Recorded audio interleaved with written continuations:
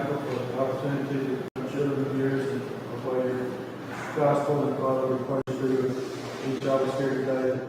We're here for the correct reasons, and that we study your word this morning. We're thankful for Ken and his teaching ability and researching to bring us this information in Christ. And be with us as we did in our worship service this morning. We pray that all that we do pleases you. Christ's name we pray. Amen. Thank you. I'm holding on to this stand because my body is wanting to go that direction.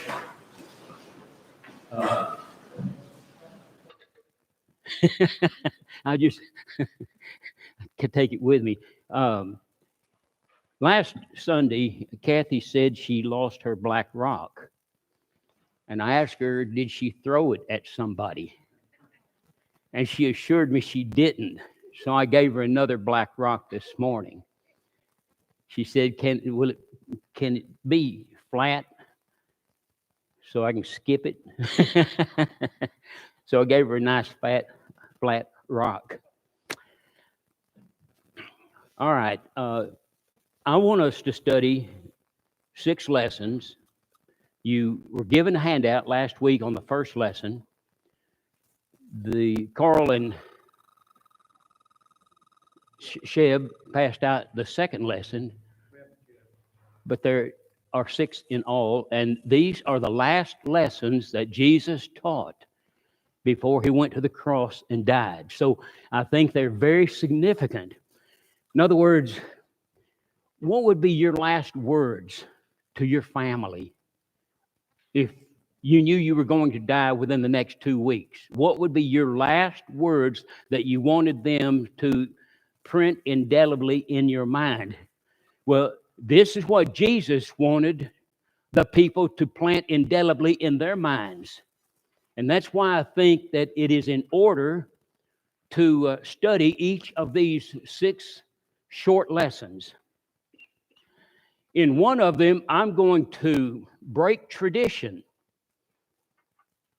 and show you that Gethsemane is not a garden. Well, that raised the heads. And yet, think of the songs and the poems and the stories that have centered around Gethsemane as a garden. The sermons that have been preached. I have preached these very sermons until I learned better. I don't accept something because it's always been that way. I research everything. If I hear something new, I go home and I research it. I kid you not, my wife will tell you that. And if I find, and it's like the Bereans, they search the scriptures daily to see what? To see if Paul was telling the truth. Now, would anybody question the honesty of Paul? That's not the point. The point is study these things out. I was taught traditional things in the school of preaching that I attended, and I found some of them to be not in accordance with what is taught in the Bible. It's not false doctrine, but it's not corroborated in the scriptures. So I'm going to show you how Gethsemane is not a garden. All right. I was going to wait until we got into the study of the last days, but I'm going to go ahead and inculcate it in one of these last 6 stories that Jesus told before he goes to the cross and dies, and the apostles would never see him again on the earth outside of his 10 appearances. All right. We left off on page 2. This is the parable of the unjust steward in Luke 16, verses 1 through 13. Now, as I told you last week, this is out of my own commentary. I research all the time. I can't do anything physically. The more physical work I do, the more my walking disorder, more profound is my walking disorder. And it's bad when you can't, go from one room to the other without walking the walls. So I do a lot of research. And now Ian told me last week I gave him credit when I should have said Lance, because Lance brought the devotional last Wednesday a week ago, and he and I were talking about how important translations are. And I have a lot of translations in all my commentaries. Every Old Testament commentary, I have the Hebrew reading of every passage, every clause. And in the New Testament, I have several translations. And again, I told Lance that if a person studies, say, 10 translations, will never have to read a commentary to understand. You can understand the verse by reading many, many commentaries. Now, the King James is a version. It's simply a manuscript taken from a translation is taken from a version. And that's why your translations are filled with errors, because you have a middleman and you bounce off that middleman. Well, the more you do that, the more your errors are going to come to the surface. But anyway, let's pick up in verse 2, page 2, verse 2. And he called him. Now, here we have a landowner, a big landowner, and he leases his property. He's very rich. And these people who lease the property from him are very rich. So we're dealing with the higher echelon of people. I let go. The higher echelon of people. Mike, I assure you, I have not been drinking. Okay? And so the landowner is out of town, probably out of state, as we say, and someone got word to him that his steward, who is over everything, has been mishandling his business. So in verse 2, and he called him, the landowner called this leaseor and said unto him, how is it that I hear this of thee? That shows you that sometimes when you hear something, somebody says, well, that you just heard that. No, if the person who told you is reputable, you can count on it. If Stan told me something, then I'd bank on that. If Faye told me something, see, I'm going to be nice, I would believe that strong. I wouldn't question it. What did Paul say? It has been reported to me of the household of Chloe that there are divisions among you. Did he question that report? Not at all. He took it as ex cathedra, as we say. So he called him and said unto him, how is it that I hear this of thee? In other words, am I hearing right? Give an account of thy stewardship, for thou mayest no longer be my steward. Now, the Greek word implies that the master spoke in anger. Now, when you write something in English, there is no way under the sun you can tell the emotions that were involved in making that statement, but you can in Greek. You can in Greek. Carl and I have been taught at the Brown Trail School of Preaching how important the Greek language is. You don't have to know Greek to go to heaven. Let me get that right off my chest. But there are many passages you cannot clearly understand without an understanding of the Greek. You don't have to know the Greek, but you have to read after somebody who does know it. And Carl and I do this all the time. It is the most specific language under the sun that's ever graced the earth, the most specific. There is absolutely no other language that can be translated into every tongue and vernacular and language except the Koine Greek. There is not a language or a dialect on this earth that cannot be translated into the Koine. That can't be said for Spanish or English, German, Russian, or anything else. How many tenses does the English language have? 3. Do you realize that the Greek language has over 20 different present tenses alone? Just the present tenses. And they have multiple tenses that we do not have.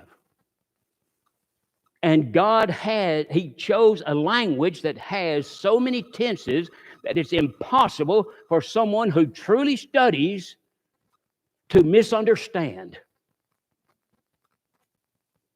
They have to be taught to misunderstand. So I'm going to be referring to some of these in the next lesson or two. The word give account, I say the word, in English it's 3 words, literally is in the Greek, give back, referring to that which you have fraudulently taken. There is also the implication to give back to the master his signet, which the servant needed to sign legal documents in the master's name. Not only to sign legal documents, but if he sent a message to someone, that message would be sealed. They would fold it like this, and then they would put a piece of clay or some soft material here, take the ring and seal it. And a person would think twice before they broke the seal of whoever that was. If he was a Pharaoh, it's automatic death. Now, as I mentioned last week, when Joseph interpreted the dreams of the famine and the years of plenty, and Joseph recommended to the Pharaoh that he do this and this in order to handle the famine years and the plenteous years. Pharaoh said, there cannot be a better man than you to handle this. What was the first thing that Pharaoh did? Gave him his signet ring. Gave him his signet ring. So this crooked steward must now go, close the books, and turn them in with whatever they show. Look at these translations. Hand in an account of your management. Turn in the account of your stewardship. Make an accounting for your conduct of my affairs. For I cannot let you hold it any longer. You cannot be my agent any longer. Now we have a very clear understanding of this verse. Verse 3. Then the steward said within himself. So he's thinking within himself. Just like the prodigal son. Okay? When he came to himself, that means he's thinking inside. How do I get out of this quandary? I have messed up everything. I burned the bridges behind me. Now how am I going to rebuild those bridges? And then he comes up with what idea? He says, I'm going to go back to my dad and I'm going to say, Father, I have sinned against heaven and in thy sight. I'm no longer worthy to be called your son. Make me as one of your hired servants. And the Greek language says, make me one of your craftsmen, okay? One of your craftsmen. These were journeymen. These were specialists in their field, not just workers. So he thought of a plan that would work. Here, this man is thinking of a plan. He's been caught with his hand in the cookie jar. Now, the next thing is, how do I make the best of this deal? I'm guilty. But how do I weasel my way out of it? So that's the situation. All right. So steward said within himself, what shall I do? For my Lord taketh away from me the stewardship. I cannot dig. In other words, he's too lazy. To beg, I am ashamed.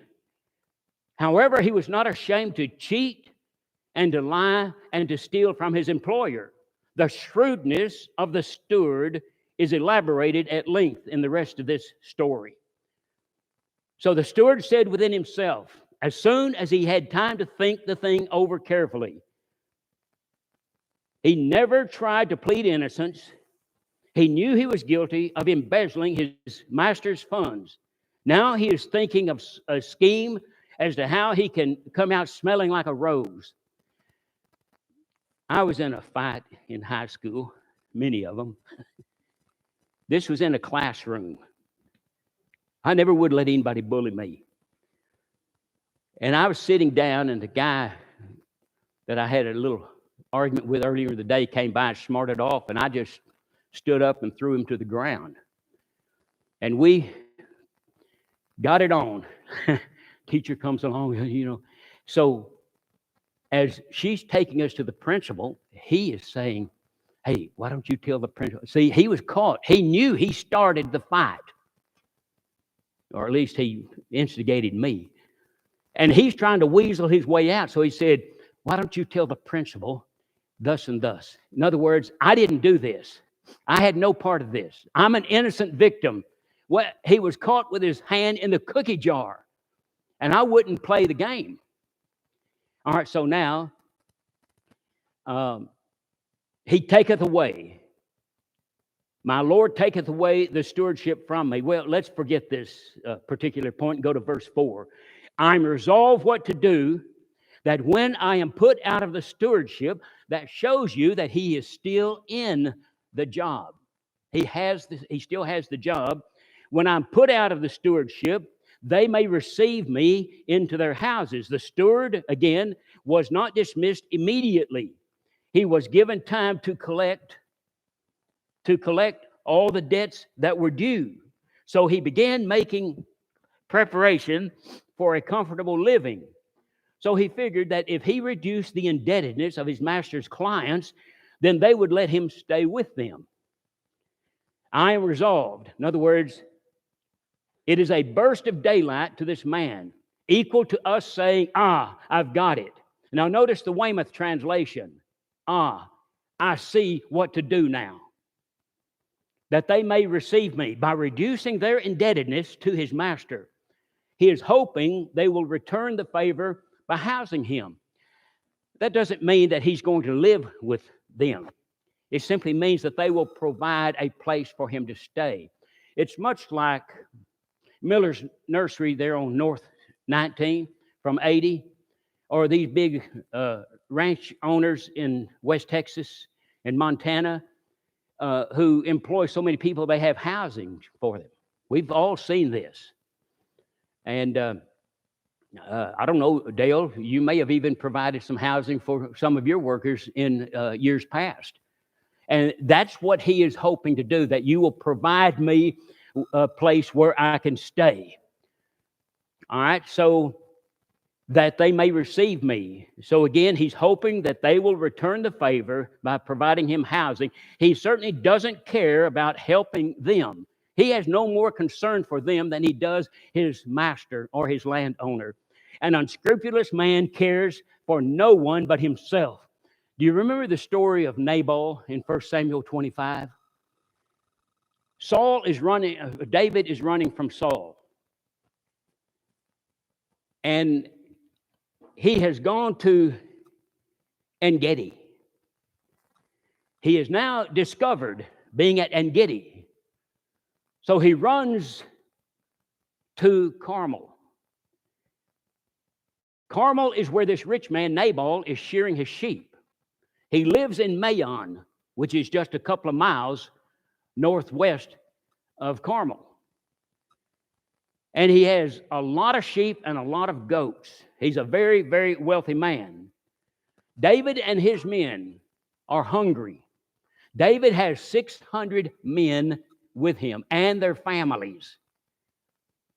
Now you can multiply the number of men times 5, just like you can in the number of fighting men that left Egypt, 603,000 times 5, and you can get an approximation of the number of people.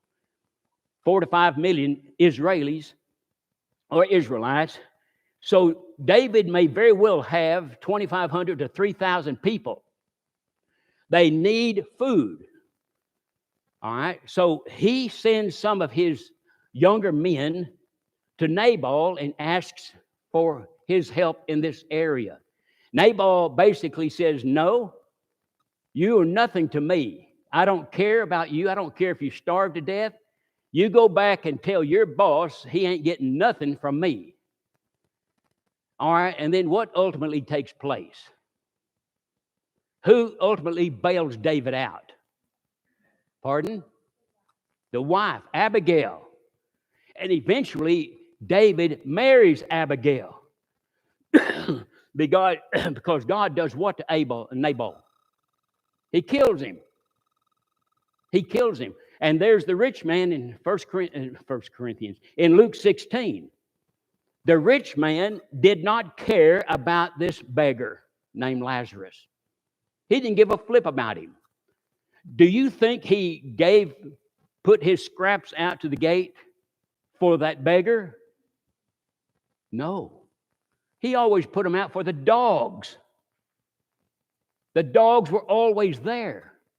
The beggar had to get from the dogs the measly scraps that he could eat. And God killed him. You know, we all wish from time to time that we could win the lottery or come into some big money. But what happens in 9.5 out of 10 cases? What does the money do? Or your attitude toward that money? It ruins you. It will destroy you. And the Bible has a lot to say about this. It is easier for what? What's easier to do than for a rich man to get into heaven? Camel getting down on his knees and crawling through. Many people say that's a small opening. The literal Greek word is needle, the kind that you sew with. The camel could get through that little eye easier than a rich man can get into heaven. I've preached the funerals of many millionaires. Nice people. But I have found in my ministry that even Christian millionaires are always on their computer. What are they doing?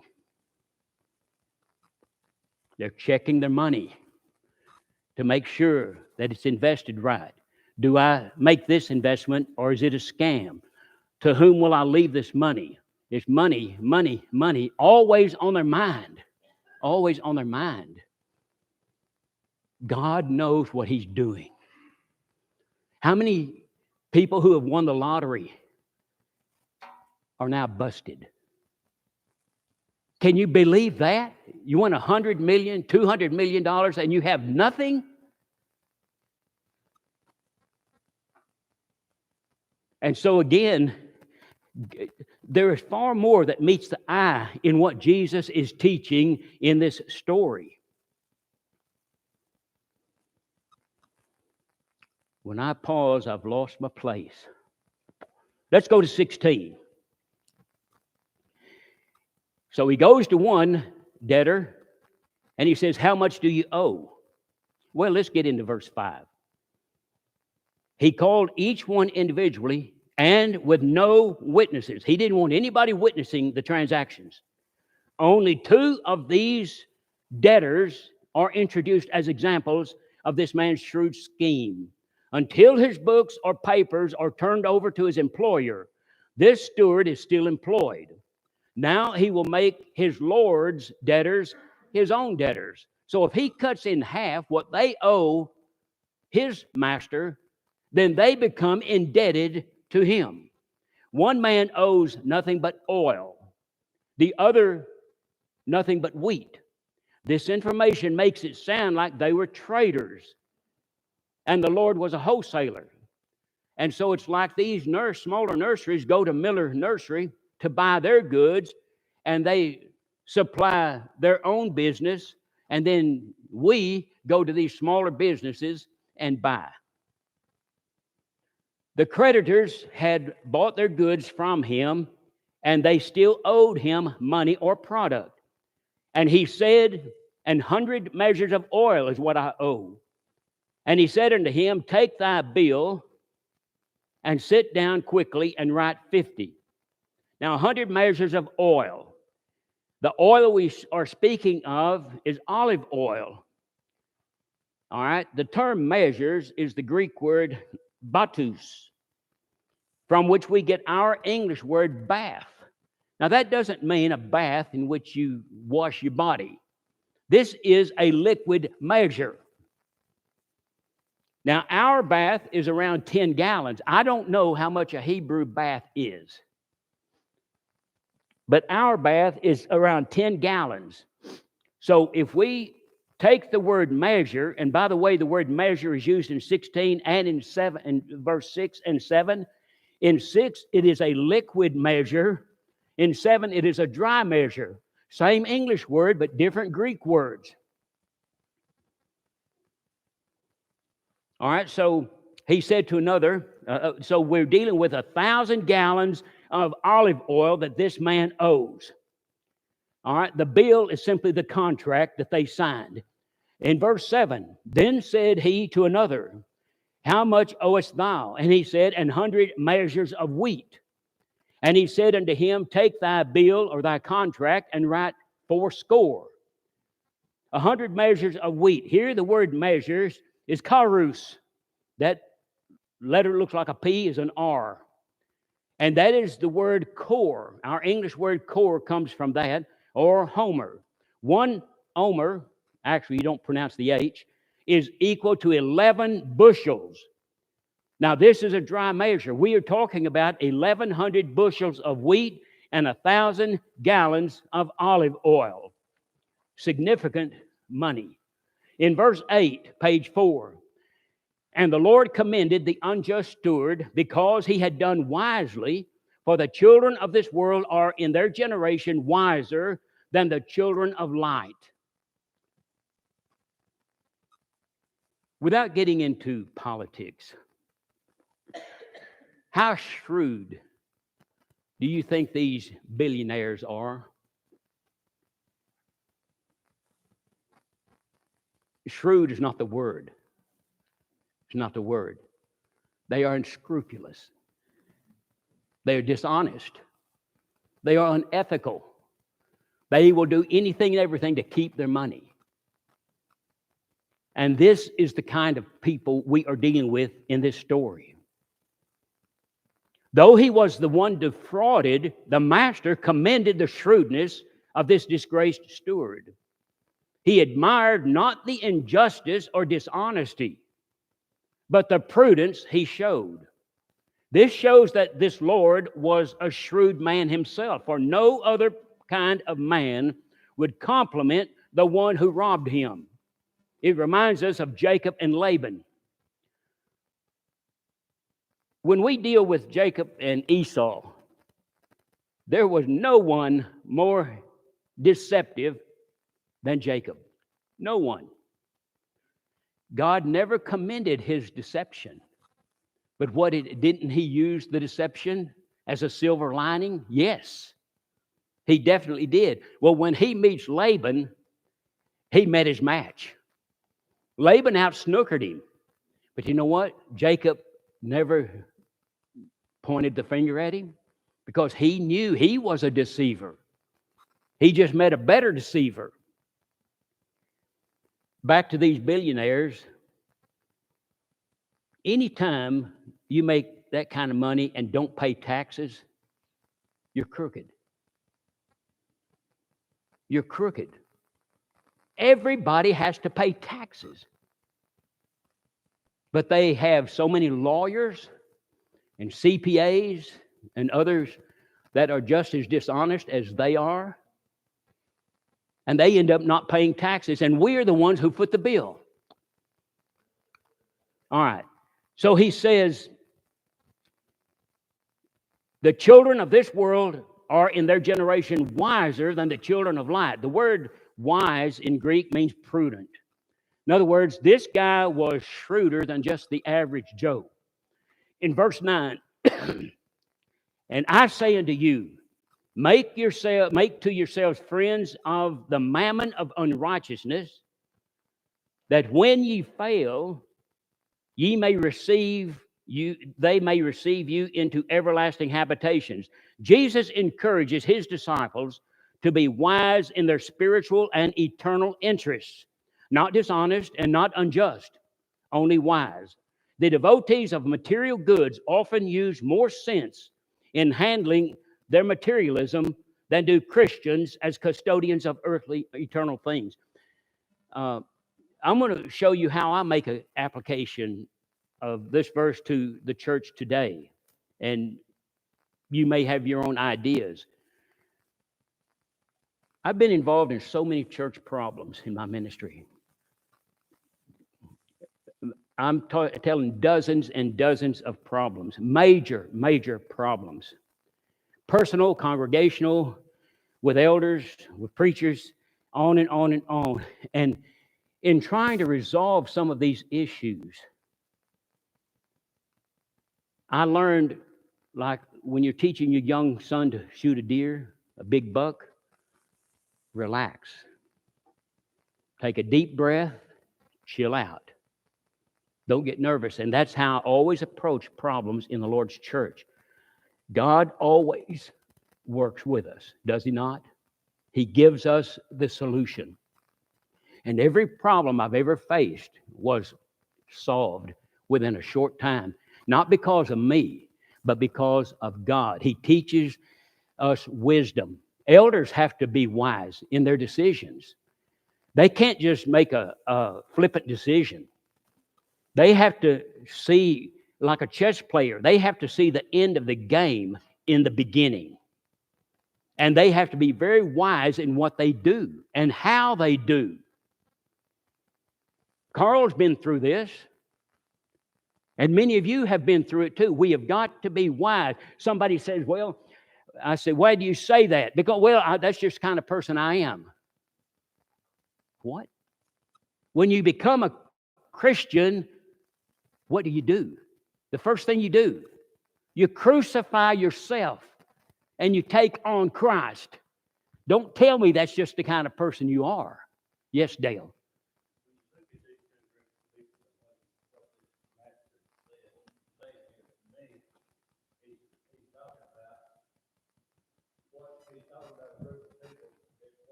Right. Again, go back to these billionaires.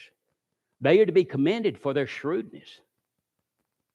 Now, when they become dishonest, they're going past, but they're very wise. Many of the things they do, not crooked, it's just wise. Okay? It's just wise. And that's the point, Dale. Do you have something to add, Carl? That he is simply telling us to be wise in our Christian life. Don't just speak because that's the way you are. Don't just speak because, well, that was what was on my mind. Sometimes what's on your mind needs to be kept to yourself. We've got to be wise in handling. How many friendships have been broken because this person wasn't wise enough to keep his mouth shut? He spoke hastily, and he says, well, that's just the kind of person I am. All right, let's move on. The mammon of unrighteousness. Mammon is simply wealth or riches. In 1 Timothy 6:10, we read, for the love of money is, the King James says, the root of all evil. Whenever I do a manuscript, I always quote from the King James Version, always, because that's still the predominant version.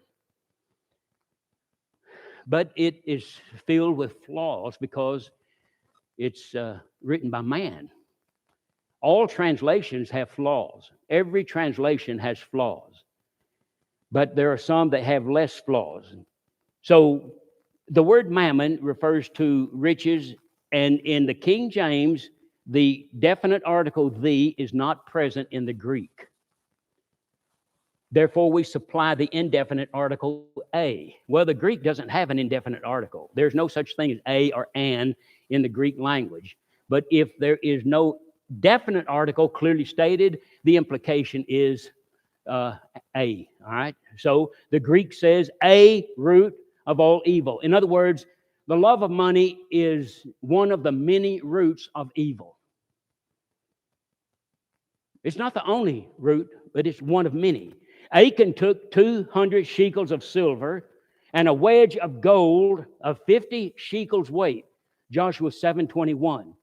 Judas betrayed Jesus for 30 pieces of silver. Matthew 26:15. How much do scholars reckon that to be in our money? $17. Ananias and Sapphira lied to the Holy Spirit for mammon. Acts 5:3. Demas, the companion of Paul, forsook him, having loved this present world. 2 Timothy 4:10. So even those people who are strong believers in God are ruined by mammon. Mammon cost all these people their souls. Mammon has a way of controlling even the strongest person. Now, when ye fail, that is, when ye die, then he says, receive you into everlasting habitations. These friends will give a hearty welcome when one gives him mammon here. In other words, if you give me something physical, I'm going to be your good friend. The wise way to lay up treasure in heaven is to use one's money for God while he is on this earth in order to have true treasures in heaven. I hope that if any of us ever came into big money, that we would give most of it away. That we would give most of it away because there are so many needy people in this world. In verse 10 on page 5, he that is faithful in that which is least is faithful also in much. And he that is unjust in the least is unjust also in much. A faithful person will not steal.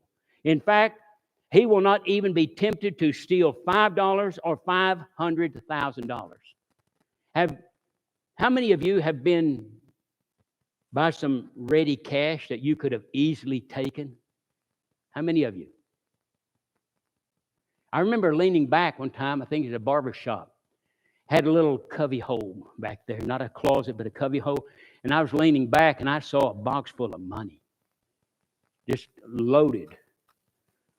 And there was absolutely no one paying attention to me. And I was thinking, how many people would take that money? And I'm not touting myself, but I wasn't the least bit tempted. Not tempted at all. And I know you would not be tempted. When I see a $5 bill on a table, say it's the Dairy Queen, I'll go turn it in. I will not pick that up. It's not mine. Somebody may come back and ask the cashier, has somebody turned in a $5 bill? They may need that far more than I do. On the other hand, an unscrupulous person will steal even that which has no monetary value. To the sons of this world, mammon is the greatest thing. They will sell their souls for it.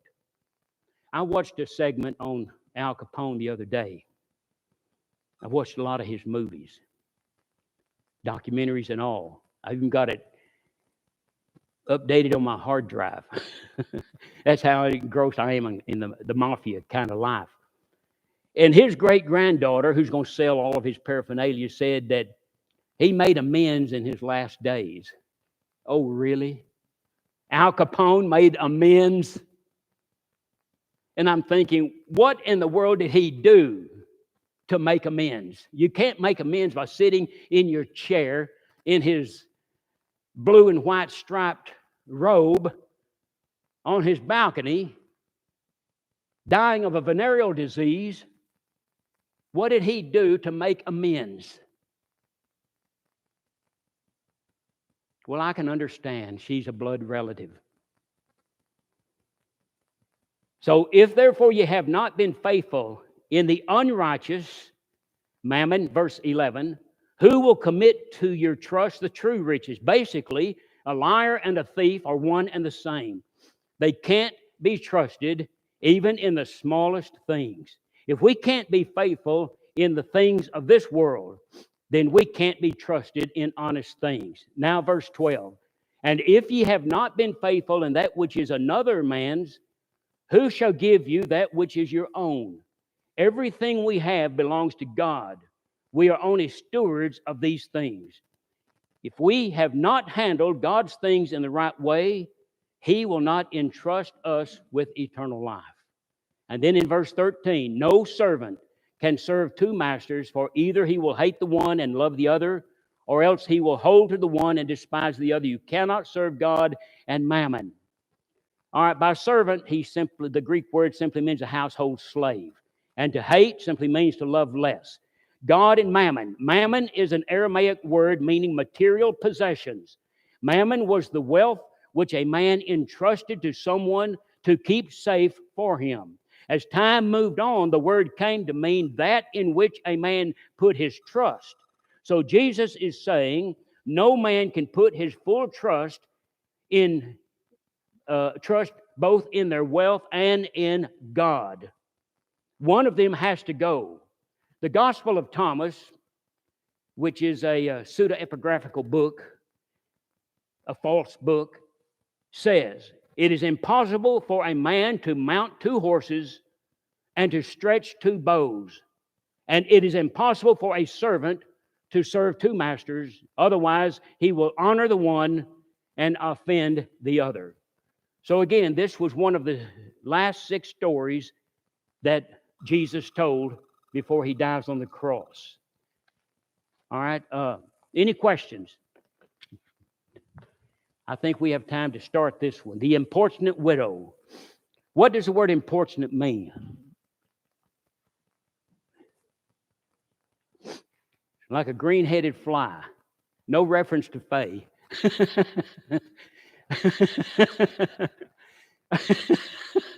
All right. He just keeps at it and keeps at it and keeps at it. You keep pushing and pushing and pushing until finally you get your way. All right. And he spake a parable unto them to this end, that men ought always to pray and not to faint. In fact, recently in one of his sermons, Carl alluded to this very verse. Luke is the only writer to record this parable. Jesus is still in his Perean ministry. Luke puts more emphasis on Jesus' prayer life than the other gospel writers. Now, Perea is on the eastern side of the Sea of Galilee. Here's the Dead Sea. Here's the Jordan River. Perea is right here on the southern end. He crosses just above the Dead Sea and enters into Jericho. From Jericho, he gets on a little colt and he makes his triumphal entry from Jericho into Jerusalem. And that will be the beginning of the last days. All right, not to faint, literally not to give in to evil. That is, okay, we'll start this next week. Come on in, children.